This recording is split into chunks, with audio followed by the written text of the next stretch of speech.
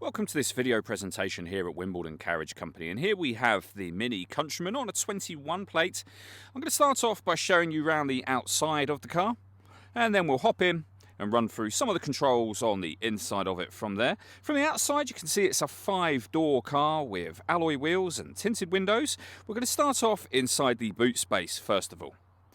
The tailgate in this car will open electronically, as you can see. As we approach the back of the car, you can also see that we've got reversing sensors.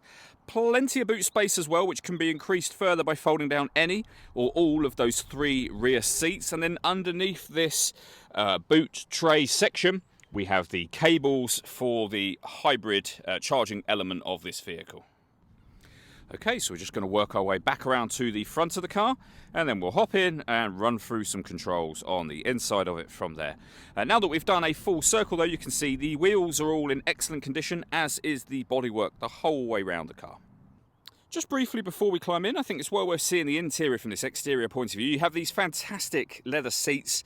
The colour works really nicely in this car. There's plenty to run through on the dashboard as well, so let's hop in and we'll do that right now.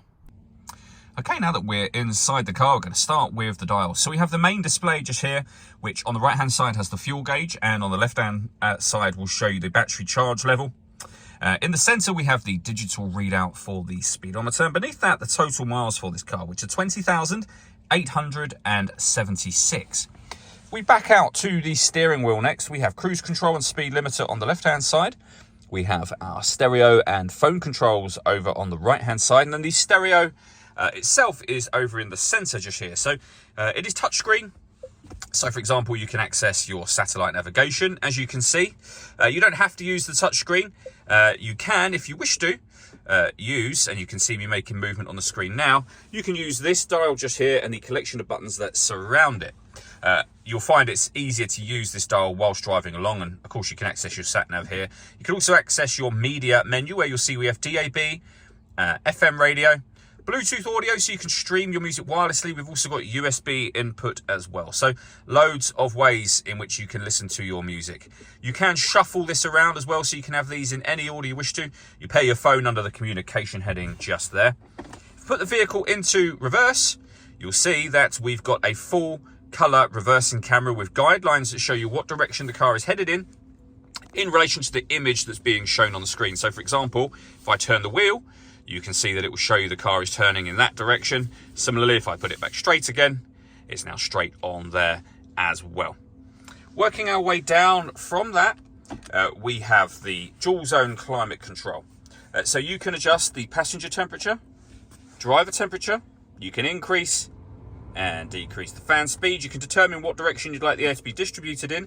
The air conditioning is on at the minute, so that's off. Back on again, or hit auto.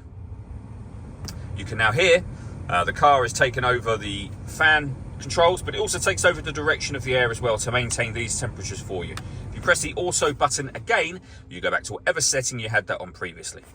We've got a heated driver's seat and a heated passenger seat, both of which have 3 separate heat settings each, as you can see.